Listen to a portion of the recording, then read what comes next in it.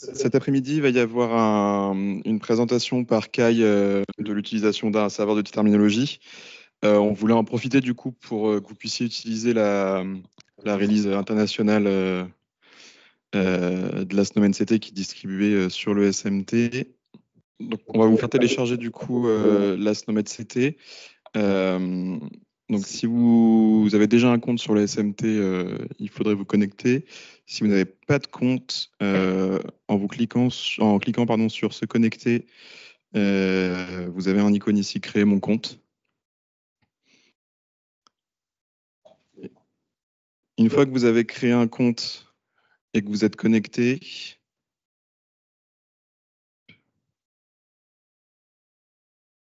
donc il faut faire ce qu'on a présenté tout à l'heure en allant dans le menu terminologie et concept, puis gérer mon espace affilié. Et il vous suffit de remplir les différentes l'utilisation et d'accepter la licence SNOMED CT. Ensuite, il va vous générer un identifiant d'affilié.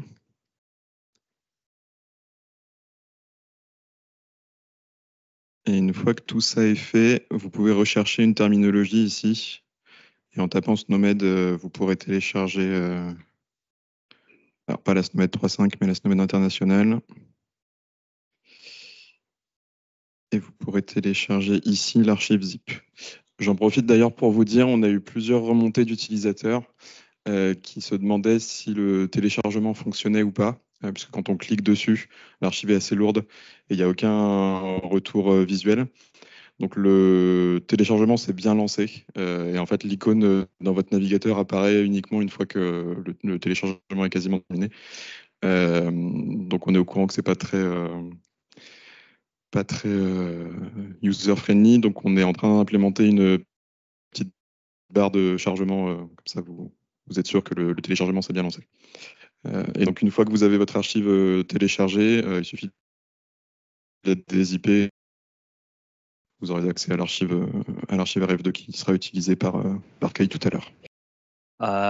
I've got two GitHub repositories to share with you.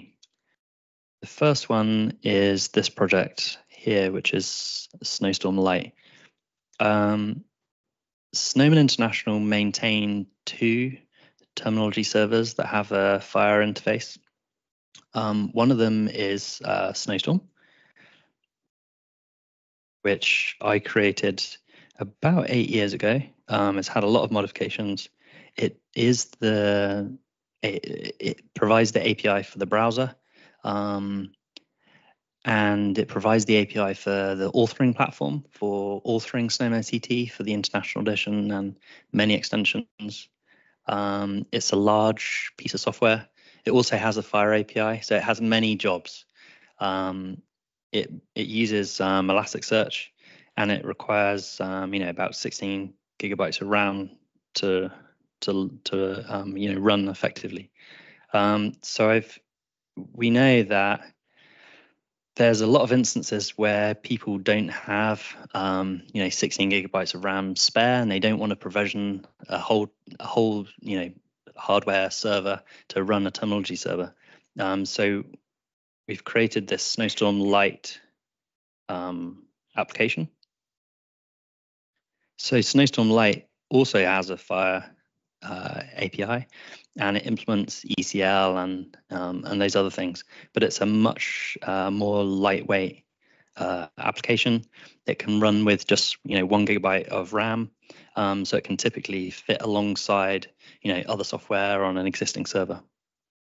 It can also be set up in Docker, and I'd like to do that today with anyone who wants to follow along. So there's instructions here.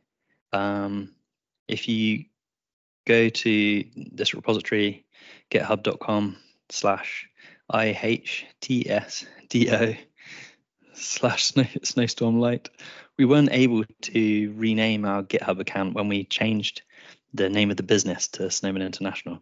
It didn't let us, so we're stuck with it.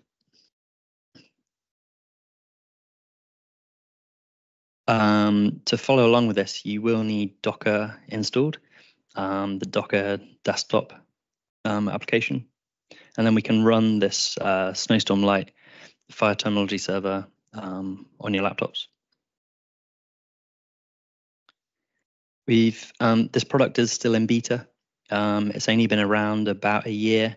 We have done 3 or 4 releases, and we're adding more features all the time. There's a fair amount of momentum behind this product at the moment. We've recently added the ability to search in multiple languages with correct character folding and those things. It only supports SNOMED CT. It's not able to host other types of co-systems. There are some limitations, but it's fine for running ECL and data analytics locally. It's quite good for data input as well. All right, so I'm going to scroll down to the quick start section. There's 2 options for loading SNOMED into this application. One is to use a syndication service. So if you've got an account with SNOMED International for MLDS, then you can use this option. I expect most of you don't, because you probably have got access to SNOMED via the National Release Center here. So hopefully you've downloaded the SNOMED CT RF2 archive, and then we'll use option 2. So I'm going to go ahead and do this on the command line. There's 2 commands to pull the Docker image for Snowstorm Lite, and the second one starts up the container so that the terminology server is running. And then the third command will be to post the SNOMED CT RF2 release files into the application, and it will take around 5 minutes to load. And then we'll be able to use it for the exercise, which we'll do after this. I've got a data science exercise prepared. So I'm going to go ahead and do this. I'm going to open the terminal. I'm on Mac. If you're on Windows, you can use PowerShell, I recommend. I'm pasting in this command, docker pull. And I've got this error straight away saying that my Docker daemon is not running. I don't have Docker running. So I'm going to open the Docker desktop application. On Mac, it comes up here. I think on Windows, it comes up down the bottom in the system tray. Once it's started, I'll try again.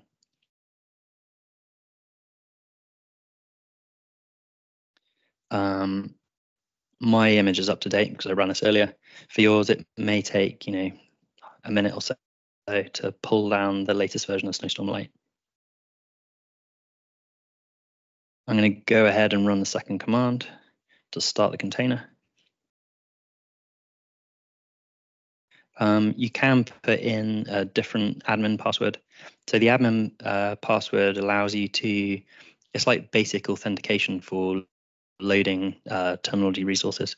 For this demo, I'm just going to leave it as your admin password, because then I can copy the next command easily. So I've hit enter, and it's taken a few seconds for Snowstorm Lite to load. It prints, the version of Snowstorm Lite and gets everything ready. This terminology server doesn't need MySQL or any data store. It uses Lucene internally, which is actually the same as Onto server, to store all the terminology resources. So Snowstorm Lite has started, and it's asking for a SNOMED CT package to load.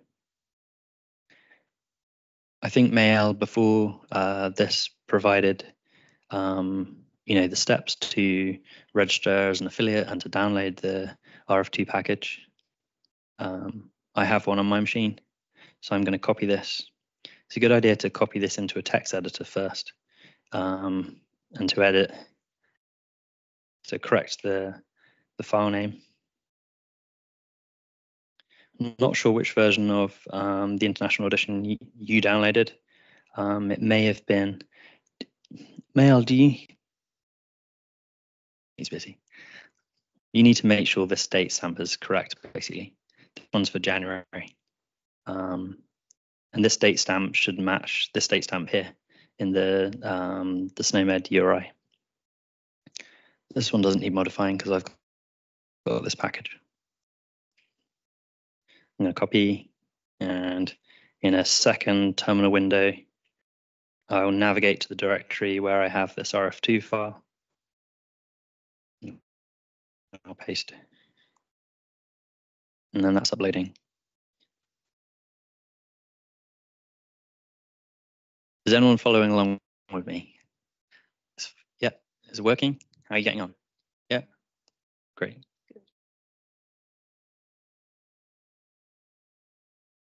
Okay, no worries. It's fairly straightforward. In another day, good try. So the Snowstorm log says that it's reading the release files. Import will take a few minutes. Please be patient. I think it takes 4 or 5 minutes, and that includes obviously loading, the 360,000 concepts, but it also builds an index for the ECL SNOMED queries. So that doesn't really need to do much to answer those queries. It's kind of all pre-indexed. So yeah, we'll leave that ticking along. It will take around 5 minutes.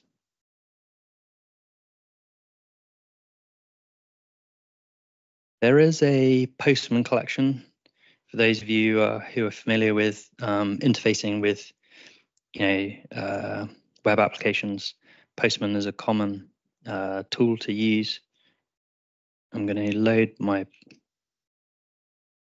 Postman client here to close some things. Those all.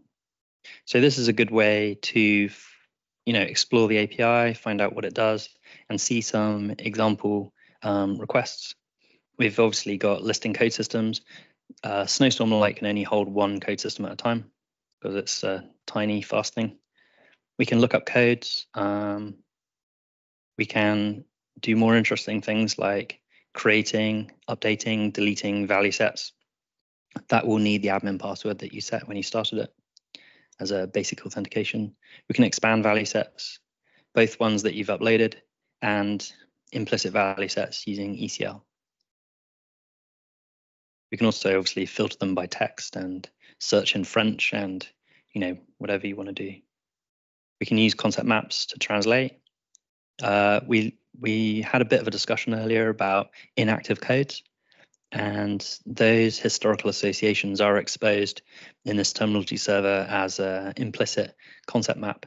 So we can translate an inactive code from SNOMED CT to SNOMED CT to an active version of that code. Here I'm specifying that I want to use the same as map. So if there's no same as relationship, I'll get no answer. I can remove that URL, and then it will just use whatever map's available, and it should tell me what the kind of correlation was. That's kind of it. That's the summary of the operations. So yeah, I recommend downloading that Postman collection that will allow you to play. We haven't yet added the history supplement, so we're able to use the concept map to to convert an inactive code to an active code, but we're not yet able in this terminology server to use, the ECL plus history thing. I'll be adding that in the next month or so.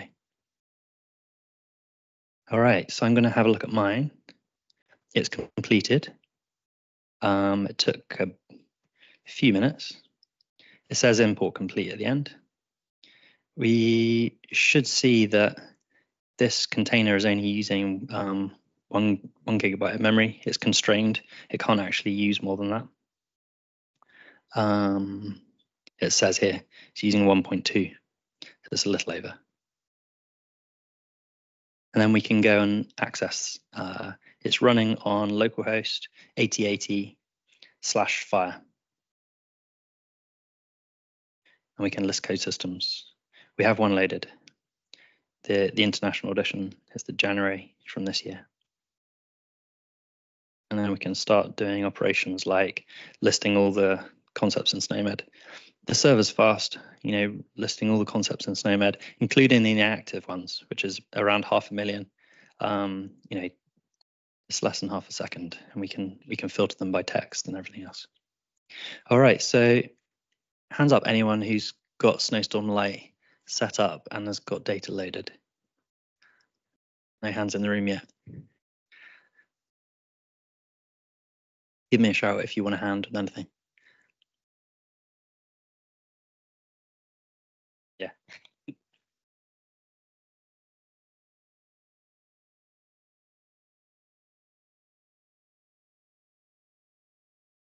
No, I think it's just a setup. How username works. Oh, you're using option 1. Yeah. It's better to use option 2. Okay. Here. Okay. Do you have the SNOMED release downloaded? It's quite big. It's about 500 meg. Yeah, showing how to download it from the website. It's French, I can Oh yeah, that's fine. We've made that. Okay. So if you go to GitHub and look at the instructions option 2, you just need to change the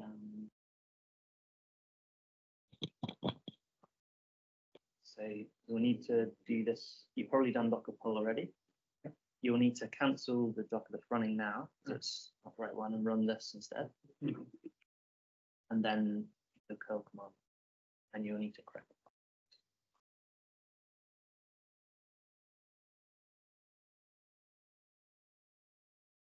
Going okay? I would try again. Yeah, fine. If anyone isn't able to run Docker for whatever reason, I have a version of Snowstorm Lite running in Google Cloud. I think it's the App Engine. I'll share the URL. You can play with that one.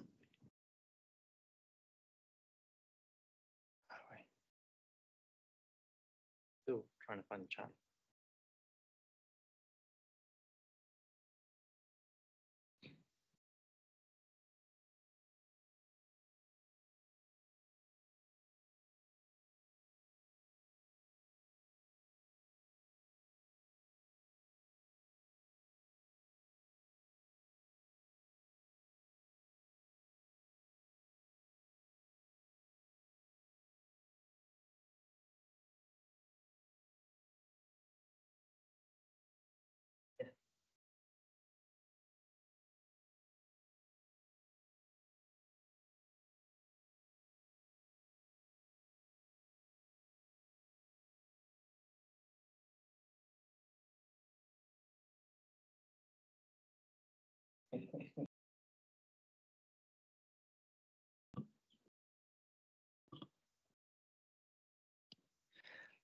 In the chat for the Teams chat, I've posted a link to a hosted version of Snowstorm Lite, which you're welcome to play with. It's not for production use, obviously.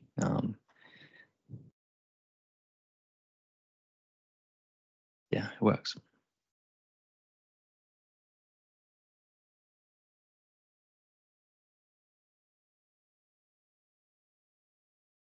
It is possible to run Snowstorm Lite without Docker. Again, there's instructions on the GitHub website. It can be run as a Java application. Just going to wait a few more minutes for some people who are still loading SNOMED.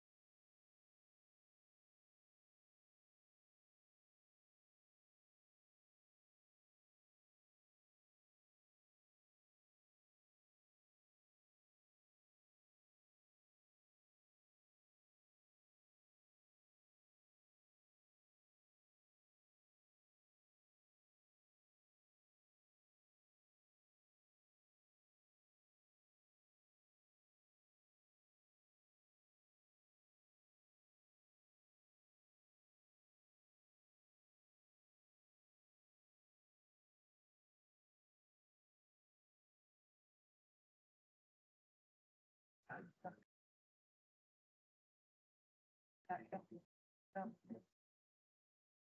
I think you've got Java installed on. Job 7. May work with job. But it's, there's a link here where the Java application. Yeah. Otherwise, you can use this this hosted version. For today. I've sent a link in the chat. Snowstorm Lite with the app store. Yeah. Okay. If you're on Teams.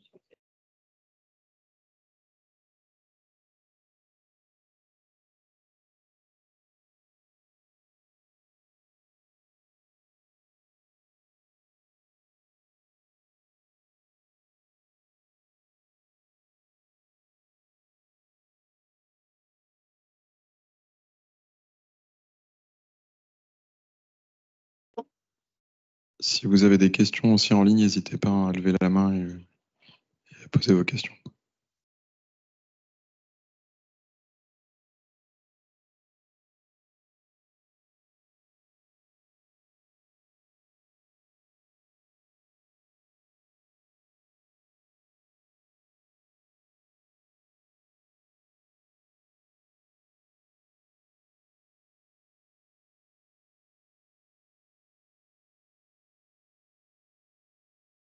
I'll just wait another few minutes for people to finish their setup. I have pasted a link to the hosted version of Snowstorm Lite, which you're welcome to use for today. We're going to have a look at a Python data science exercise in a minute. Yeah, the link's in the chat.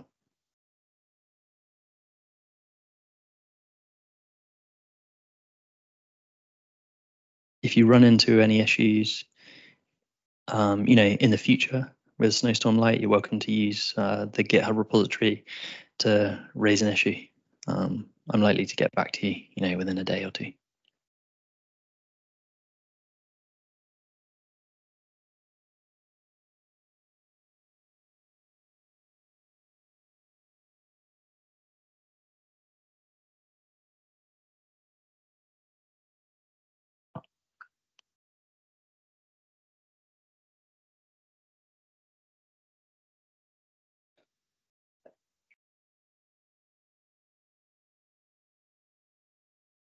Version of Snowstorm Lite. Did you say? I did see. Really? Yeah. I did see. Okay.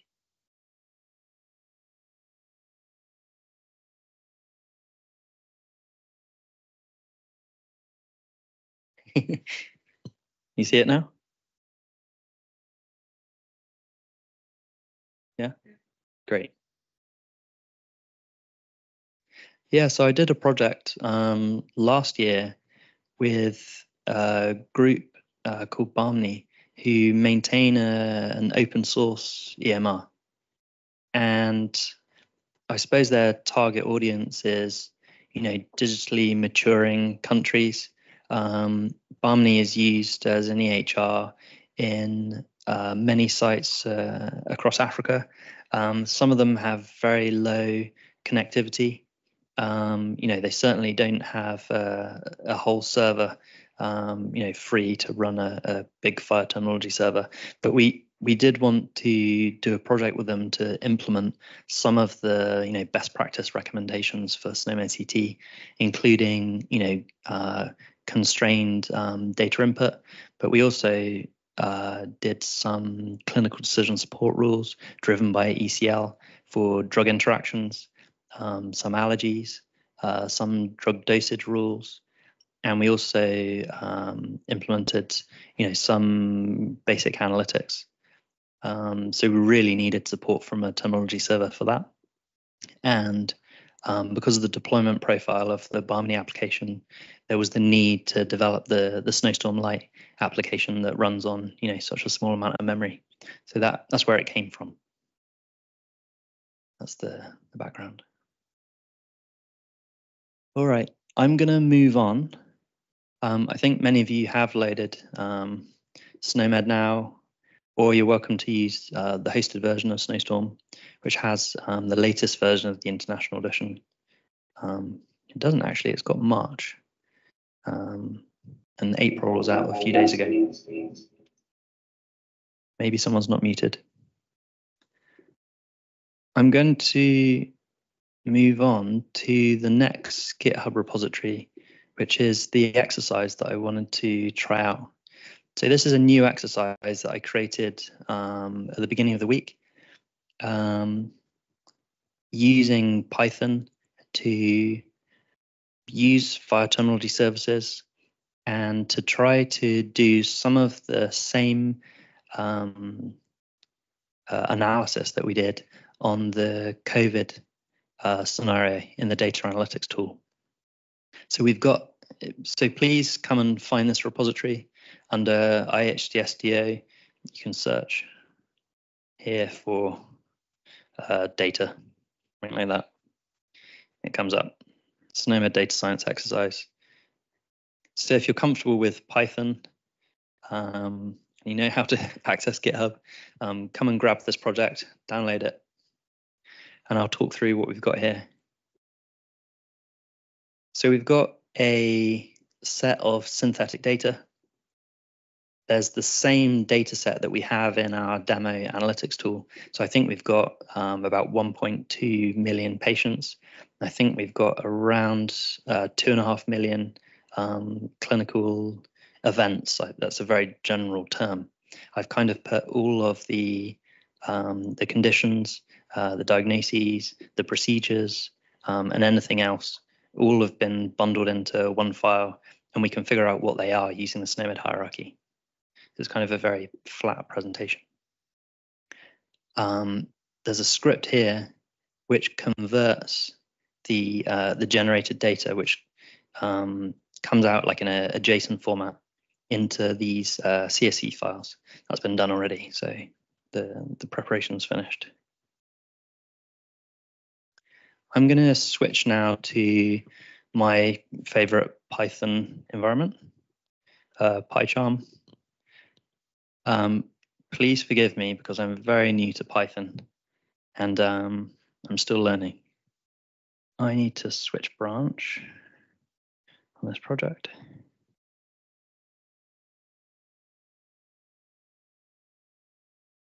I realize that's really small on the screen, so I'm going to try and boost this up a bit.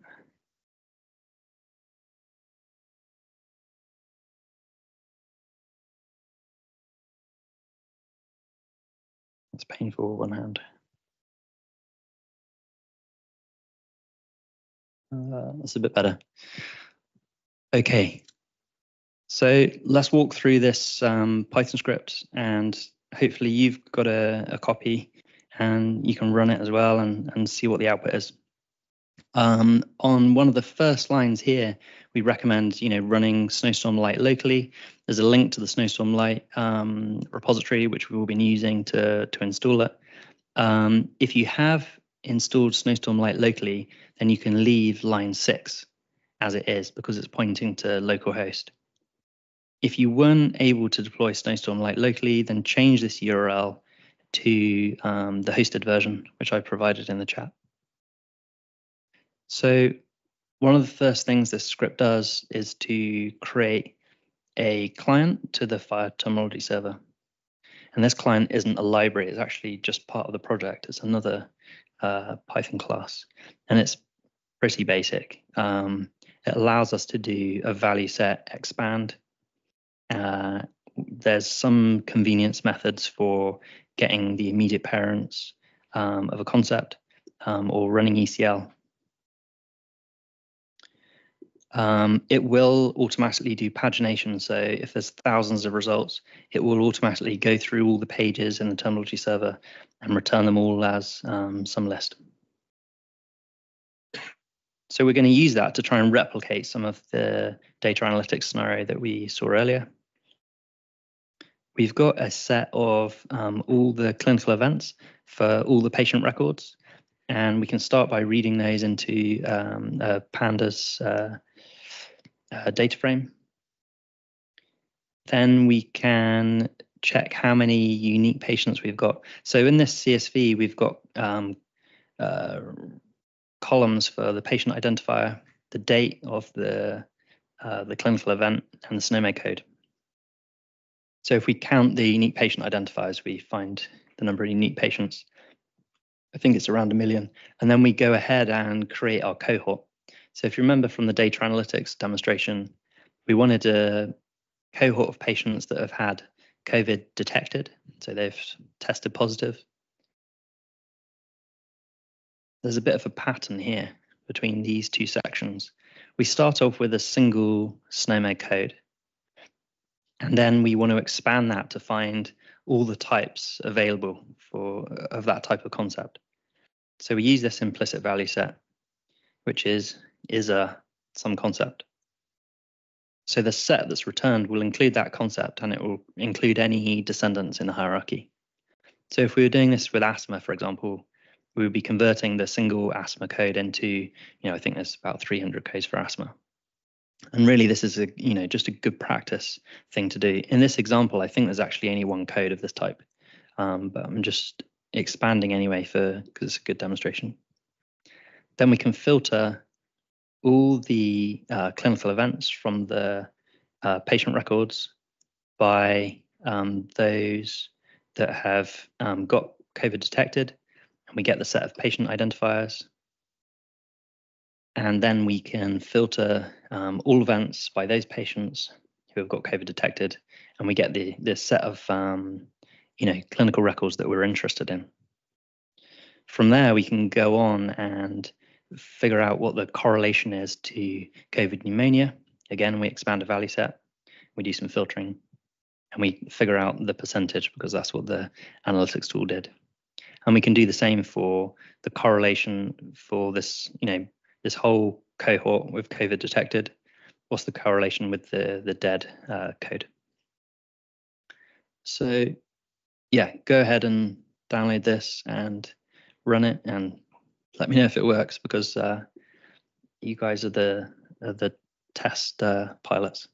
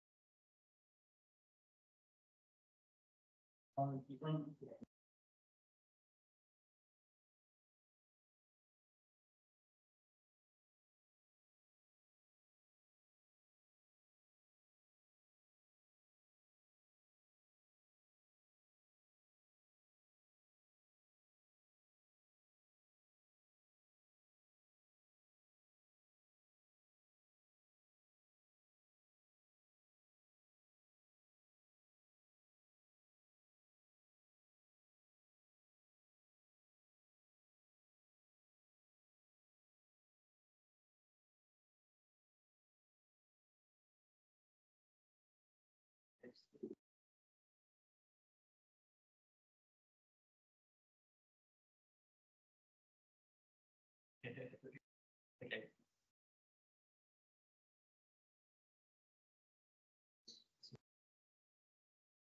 Yeah.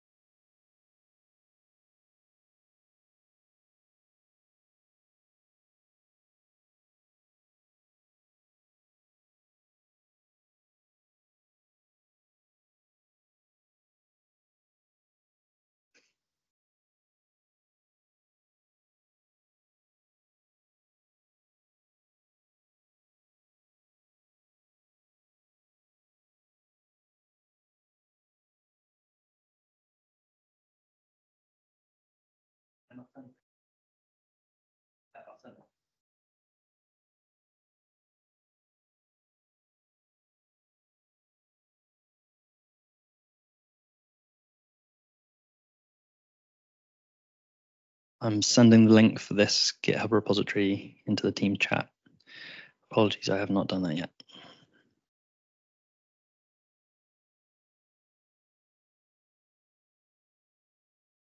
So that last link is for the Python exercise.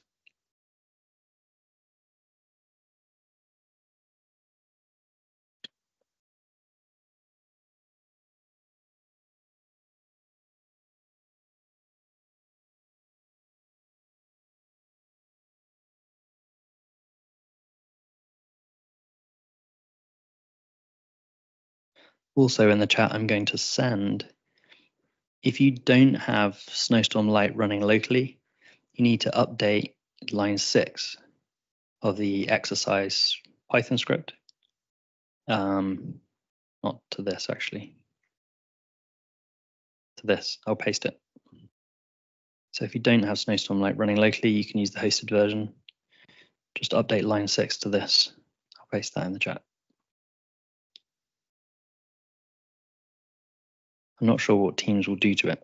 I don't know if backticks work on Teams. No, it doesn't look like it. Oh, it's not too bad.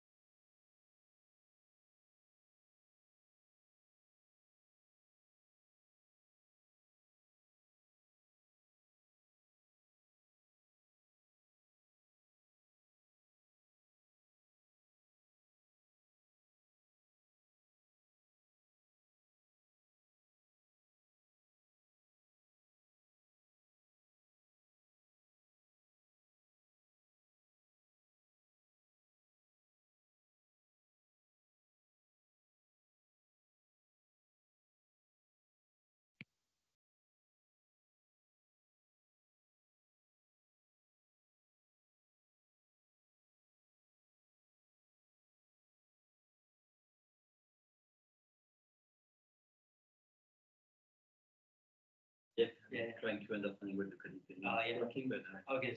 Try to.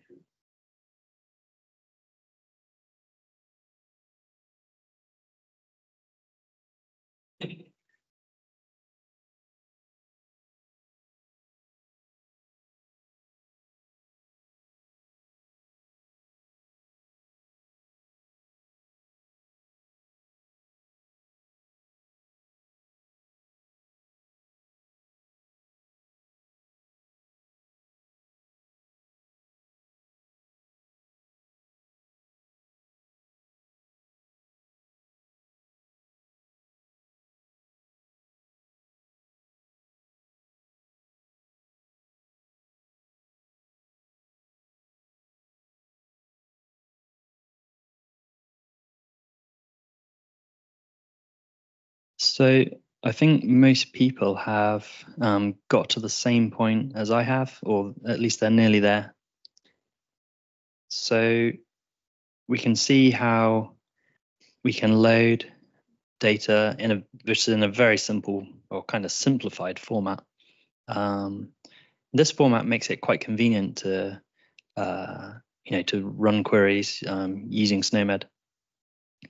And we can see how we can load into a data frame, and then we can use an implicit value set.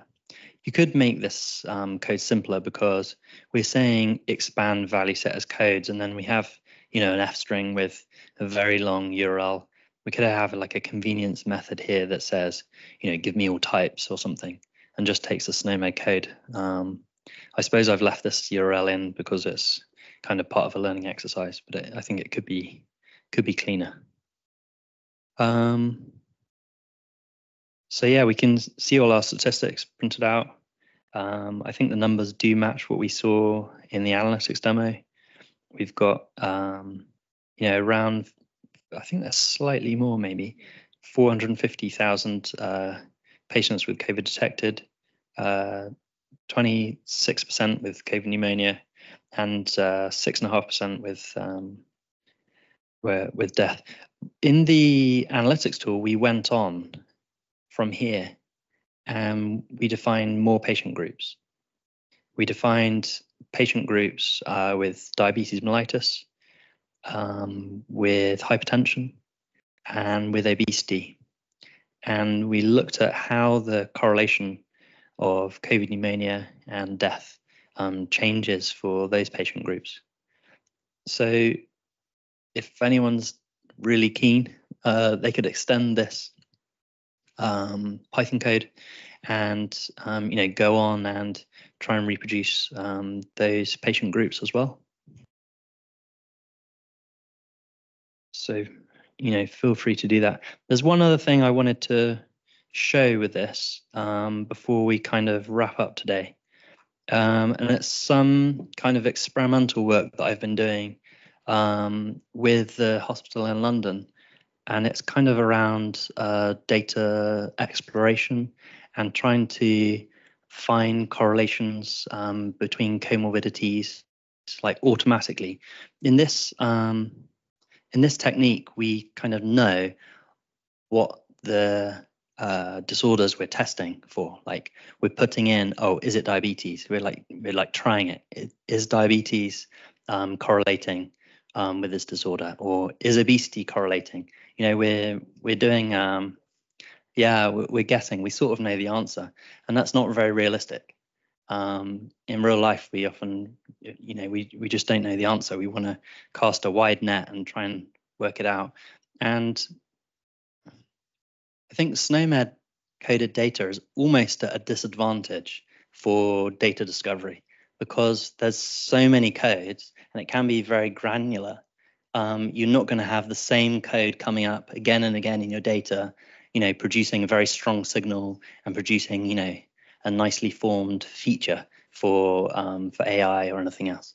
So I've been doing some sort of experimenting with trying to use the hierarchy and mapping clinical data into the hierarchy, and then trying to use the hierarchy to do clustering using an algorithm and figure out which are the strongest codes to use for aggregations. So there's another branch in GitHub for this project.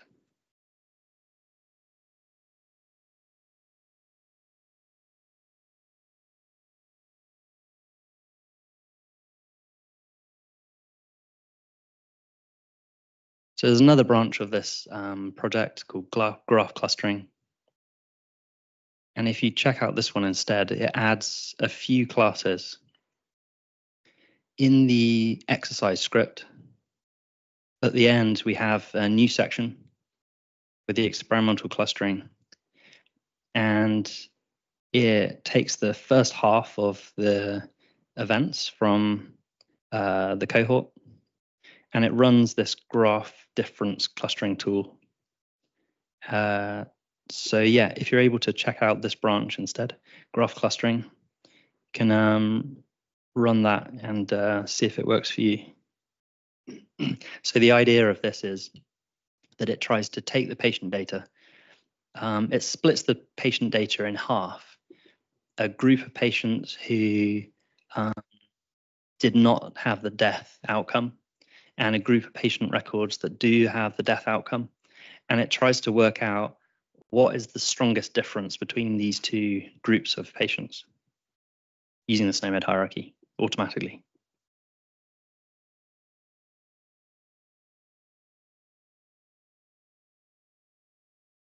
I'm going to check out this branch. Oh.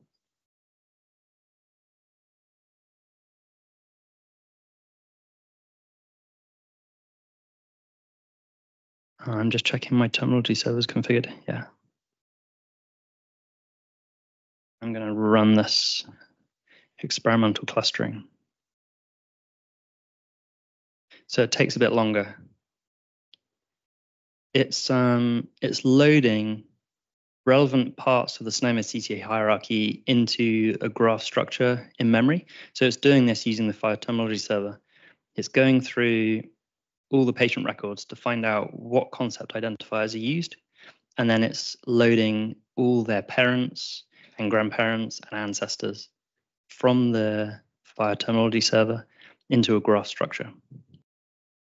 And then once the graph structure is built, we then add all the clinical events from the two groups, those that do have death on the record, those that don't have death on the record. They both go into the graph structure in different properties. And then we run the clustering.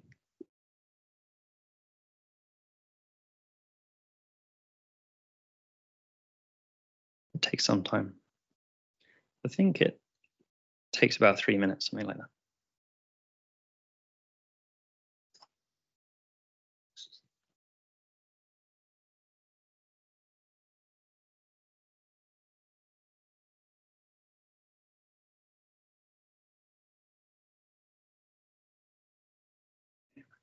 Clicked on your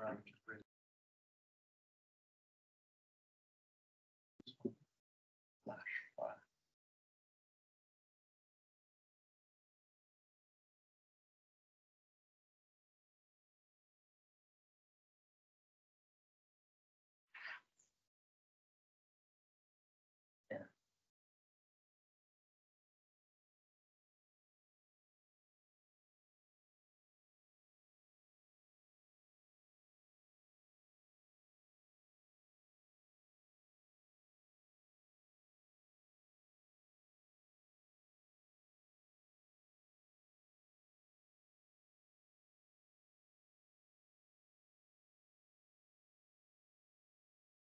I wrote this algorithm first in Java, and it's a lot faster.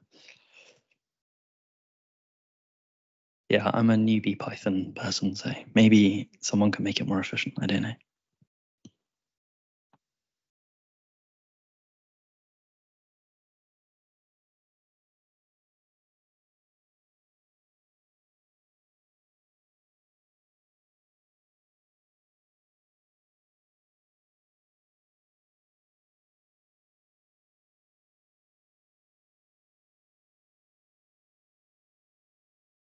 Okay, we've got some results on my machine.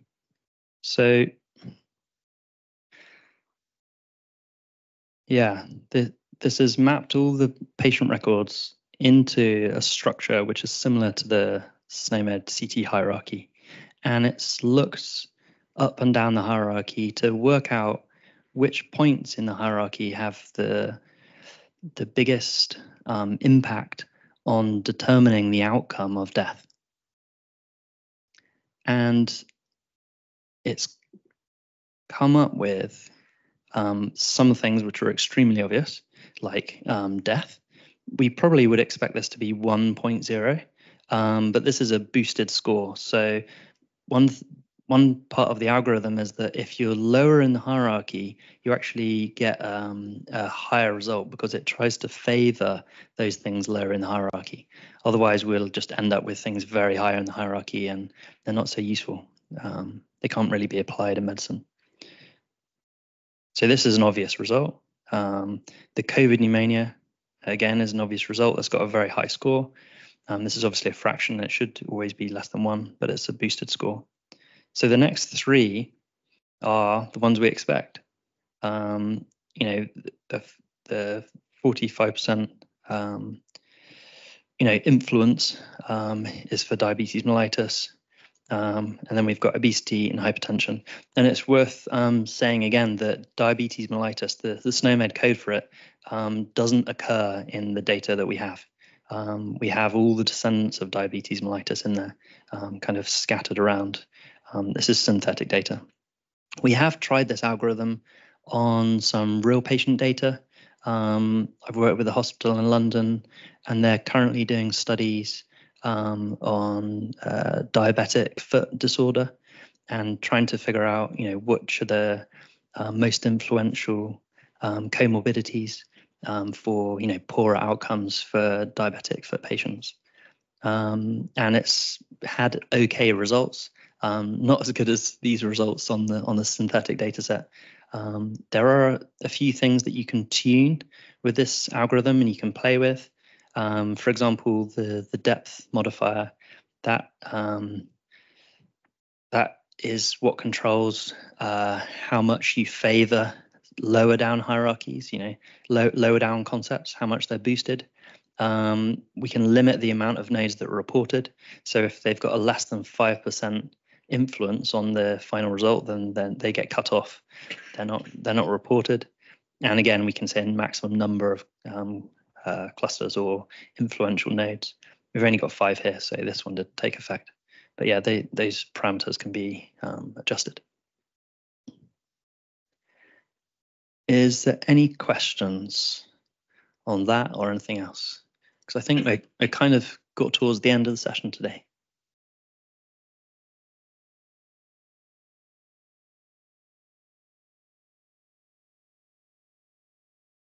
So yeah, I'll continue with this algorithm and try and test it on different data sets, both synthetic and real data sets. And we hope to develop this into a paper that can be published. And hopefully, if we find that this algorithm is reliable, then it will be published as a library for reuse. I'll probably do a webinar on it. Is anyone online or on site have a question or? Thank you so much. I have a question regarding the concepts and how they're used in a hospital, for instance. How far you have to explain your concepts to the physicians, or how does it work? Because so far I've seen so many differences of, let's say, concepts between hospitals that I'm just wondering about how physicians are using those kind of tools, and what kind of recommendation would you give so that physician nurses, a lot of healthcare professionals or data scientists can how they can practically use all those concepts, and how far you have to provide some information about those concepts? I think that's an excellent question, and it's difficult to provide a single answer, because I think this goes for any implementation of clinical information systems, that as soon as we have some terms on a user interface, how do we ensure that the clinicians interpret those terms in the same way, which essentially is what we want to ensure, that every time a patient with these characteristics come in, any patient documenting the thing should select the same. And when we have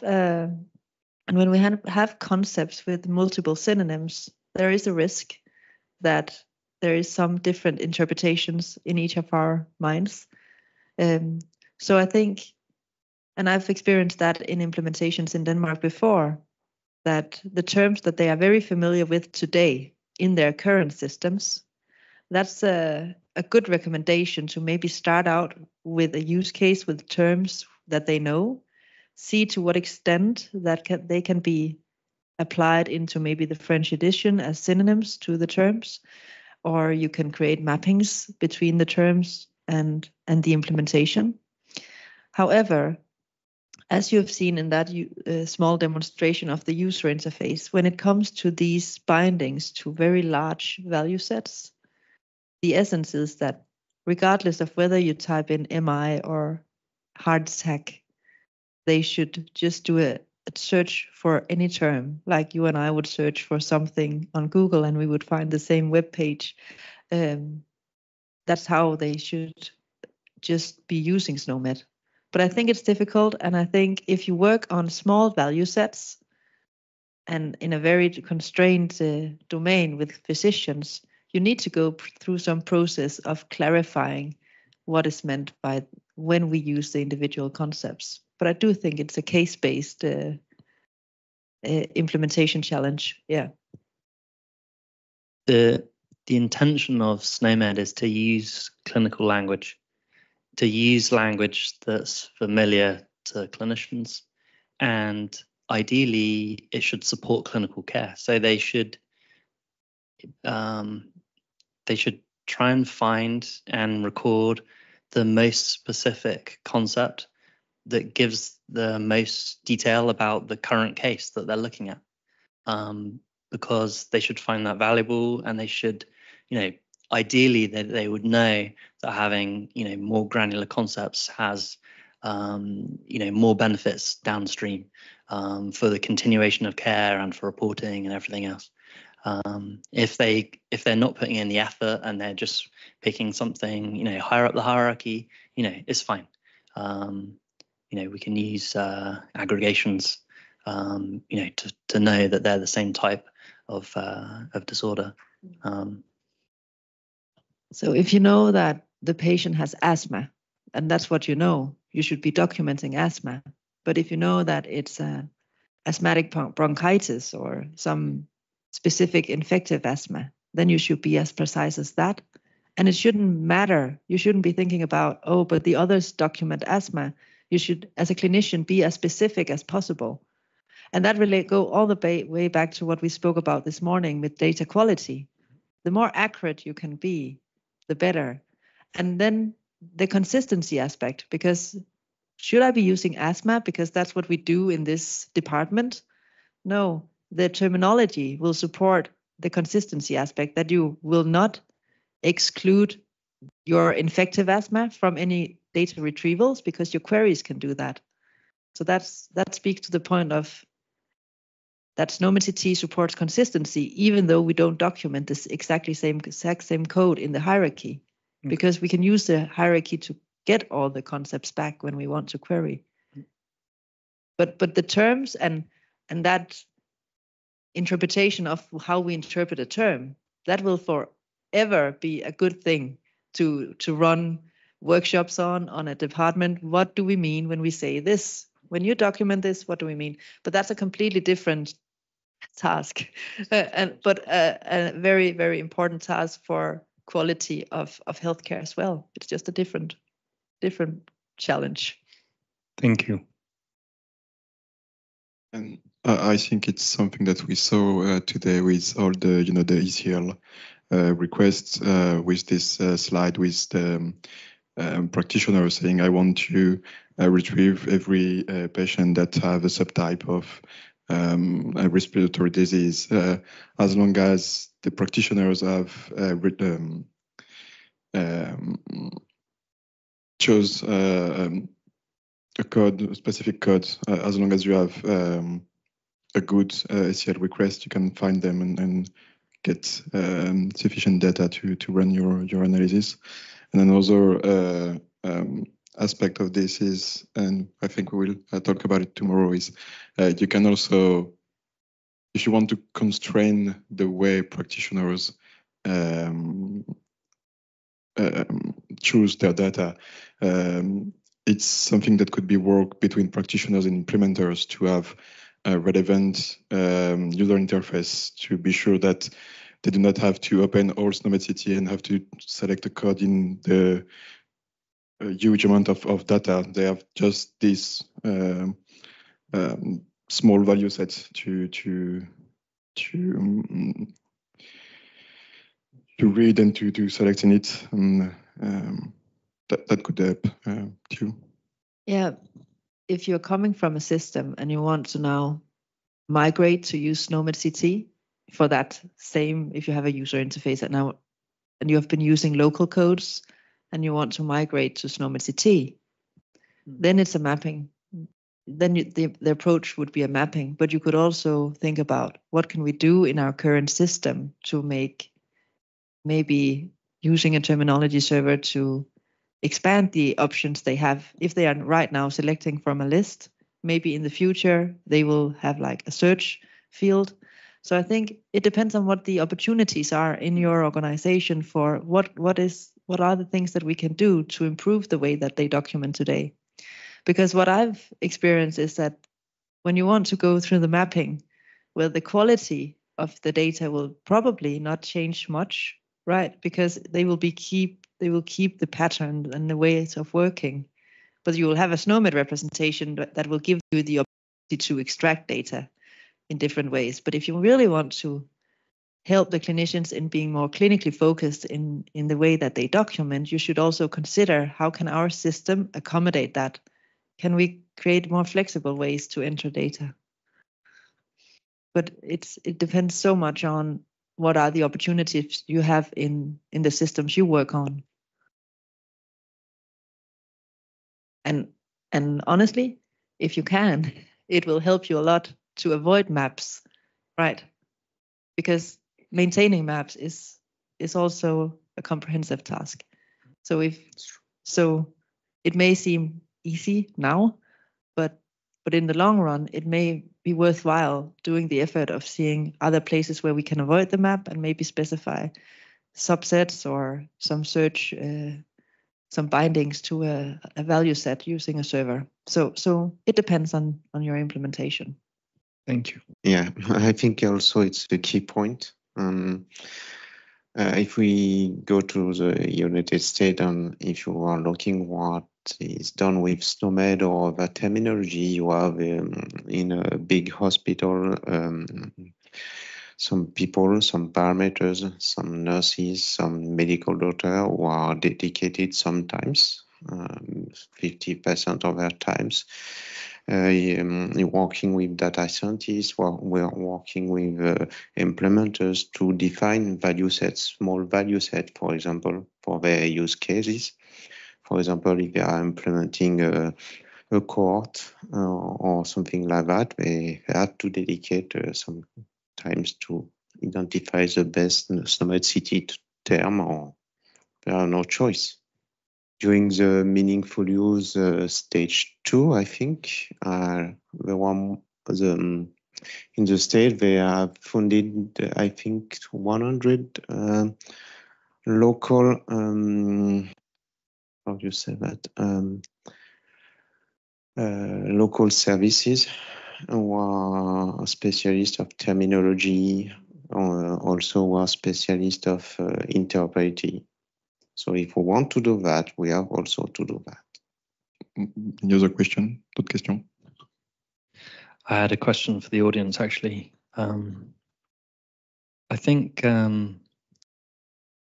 the coming back to the data science exercise, I'm trying to find good ways of doing data discovery on SNOMED data. So if anyone's got any ideas or they want to develop the exercise further and try out some existing methodologies in Python or anything else, yeah, I'd love to hear from you.